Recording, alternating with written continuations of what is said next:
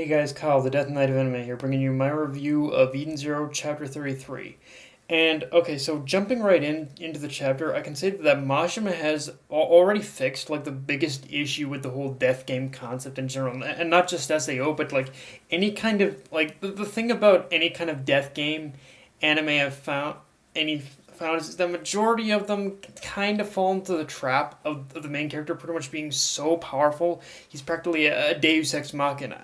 And well, you could argue that's something that the Mashima has fixed in general with Eden Zero, because he did dive into the Deus Ex Machina thing with Fairy Tail. Um, I think it's a lot more of an important detail here because pretty much now because pretty much with the whole fight with the whole fight pretty much between Shiki and Jamalov in this chapter, it very clearly established that Shiki is now going to have to develop and get stronger in the game now in order to actually hope of beating him in a rematch.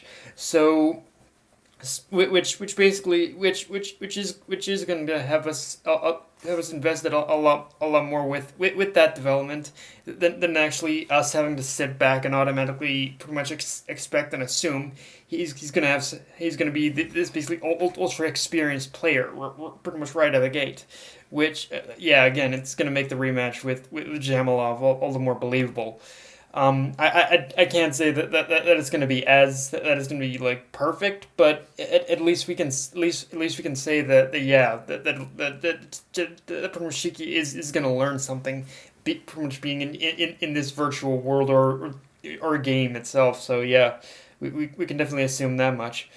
Um, and yeah, we see the meeting, and yeah, the Mashima doesn't waste any time in showing us pretty much the meeting and showing us the reunion of Shiki and of showing us pretty much the meeting of Shiki and Hermit in this chapter, which definitely goes less than pleasant as she reaffirms her hatred for humanity in front of Shiki, and while we didn't. And the thing about this meeting is we didn't necessarily get an answer as to why she hates humans, outside of the fact that she lost faith she lost faith in what Ziggy had told her.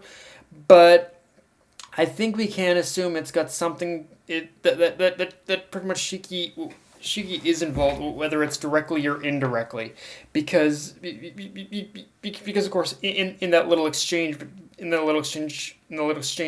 pretty much between Hermit and Shiki, Hermit made it a point of saying that she pretty much recognizes Shiki as the human who was traveling with Ziggy. So it's if I had to take a stab at everything that we got in this chapter, I'd say it's really almost a situation where, or pretty much Hermit herself. I pretty much bet it was a situation where she almost felt abandoned, almost, and after what happened when Ziggy ended up finding Shiki, I bet it was a situation where Hermit was trying to find companionship again after Ziggy had taken Shiki in, but after that, but she pretty much failed it, and she was always and she went from one person to another, and she couldn't find any genuine connection. I think is that's the assumption I'm getting. So it's just years of being abandoned almost. Um, but even if that isn't the case, the one thing I do like about this setup in general as well is that it's as well, or at least something I'm hoping comes from it, is that it feels like Shiki is gonna need to get advice from pretty much Ivory and Witch in order to understand what's going on with Hermit, because whether or not I'm right in my assumption or not, it's clear that Shiki is not going to be able to fix Hermit's hatred, which is the simple "Hey, come along and be my comrade" kind of speech. Like no, this what's going on with Hermit is a serious issue, and it's going to take a little more than of course than pretty much just that kind of speech in order to gain her trust again. So yeah, I'm liking this pretty much whole setup right now, and again, it's kind of something I think we kind of already knew would end up happening, but yeah, just I'm curious what kind of avenue they're pretty much gonna take it. Like, like I said, is Shiki gonna confide in Ivory and Hermit about and Ivory and Witch about this, or is he gonna try and find his own way in order to get her to trust him? It should be interesting for sure.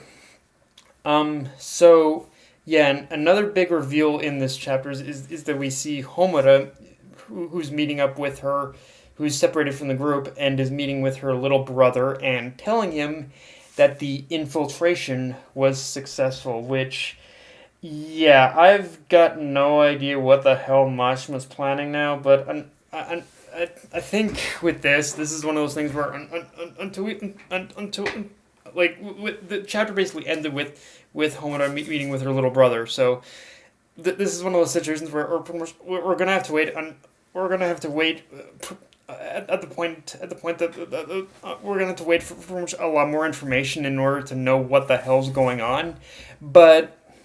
And to know what exactly Mashima was planning with this whole infiltration side plot, but until we get more context, I think we're gonna have to throw everything we've basically learned we learned about Homura to pretty much the wind and just assume that everything she's told us thus far has been a lie and deception because with this reveal that there are so many new questions with this reveal. The major one off the top of my head, believe it or not, is did Homura kill Valkyrie, and was Valkyrie ever even Homura's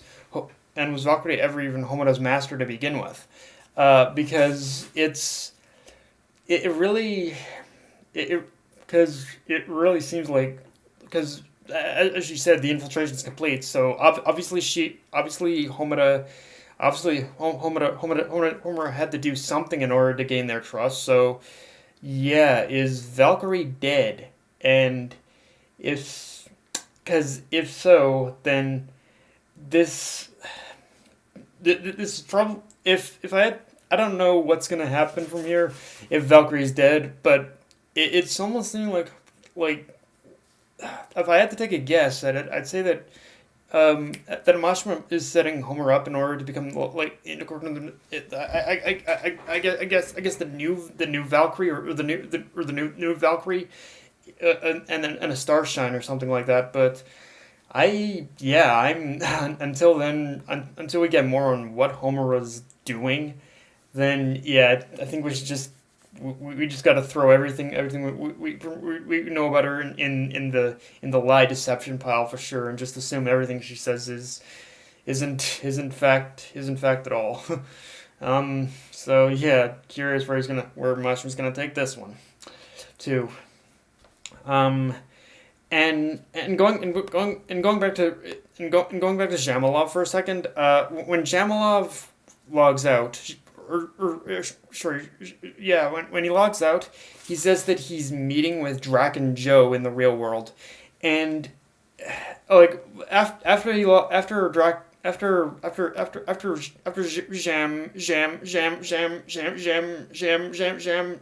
Arav locks out, everyone else just pretty much shrugs it off as okay. Well, we'll just take care of him next time.